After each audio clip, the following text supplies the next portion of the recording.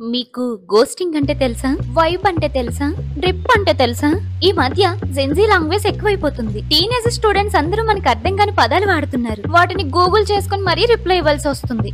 అందుకే ఆ పదాల మీద చిన్న షార్ట్ చేద్దామని ఫిక్స్ అయ్యాను. వాటిలో కొన్ని తెలుసుకుందాం. క్యాప్ అంటే అబద్ధం, నో క్యాప్ అంటే అబద్ధం కాదు.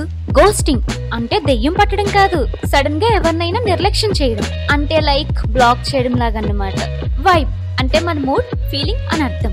సాల్టీ అంటే ఉప్పగా ఉందని కాదు, ఇబ్బందిగా ఉందని అర్థం. డబ్ల్యూ అంటే విన్, అది ఉండేదే 3 అక్షరాలు, మళ్ళీ అందులో షార్ట్ కట్. ఎల్ అంటే లూజ్, ఓడిపోయావు అని అర్థం. డ్రిప్ అంటే మన స్టైల్, అవుట్ఫిట్ అన్నమాట. సస్ అంటే అనుమానం, ఏదో తేడా కొడుతుంది సేను, అదనమాట.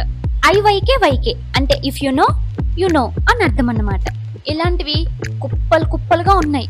మీరు విన్న జిన్జీ వర్డ్ ఏంటో కామెంట్ చేయండి. Subscribe to my channel. నేను మీ జాను. ఇంతకీ